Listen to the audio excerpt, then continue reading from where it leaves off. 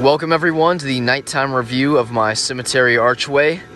As you can see, I have pretty much every C7 working. The only one I had to replace was the one where it says cemetery, and I replaced it with a constant C7. I don't have any blinking spares.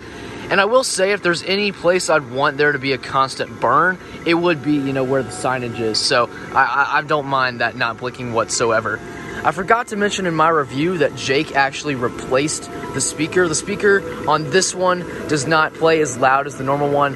I don't mind that though, because I wouldn't really have it any louder than full volume on this. So I'll just have this on full volume and then go from there. I'll just give a close look at really every important part of this inflatable. We'll start with the spider. You can't really see the widow mark, but it is there.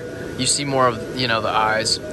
The mummy doesn't really have any illumination. It just, you can see it through the lights around it. On the box, it depicts a lot more C7s than what this inflatable really has. I looked at, a few reviews just to be sure that mine didn't have, fewer, or there were way more burned out than I had realized. And no, the box is far-fetched.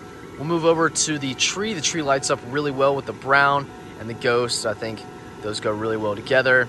It's kind of it for this side. We'll move over to over here. Ghost behind the beware or be dead tombstone. That gets a lot of illumination because they put 2 C7s for that. Could have gotten away with just one, but I'm glad they did 2. Pillar has its C7. C7s have just enough weight to them to where any part of an inflatable that isn't really getting a ton of air through it, it will cause it to sag. That's a major contribution to why this pillar will often fall or lean. So for right now, it is doing really well. Move over to the first arch.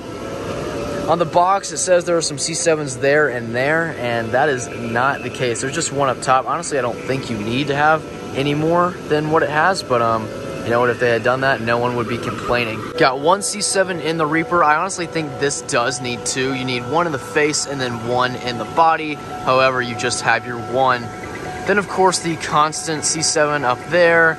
Your blinking ones in each of the lanterns, and having a blinking C7 in the lantern is just a classic thing to do for Jimmy, and I'm all for it. Got your ghost up top, the arch, just more of the same. I'm starting to think though that had they put more C7s in there, because there are somehow dark spots on the cemetery archway. No matter how many C7s they put into this thing, there are still some areas where I feel like, yeah, maybe I could use some C7s, or maybe perhaps a spotlight.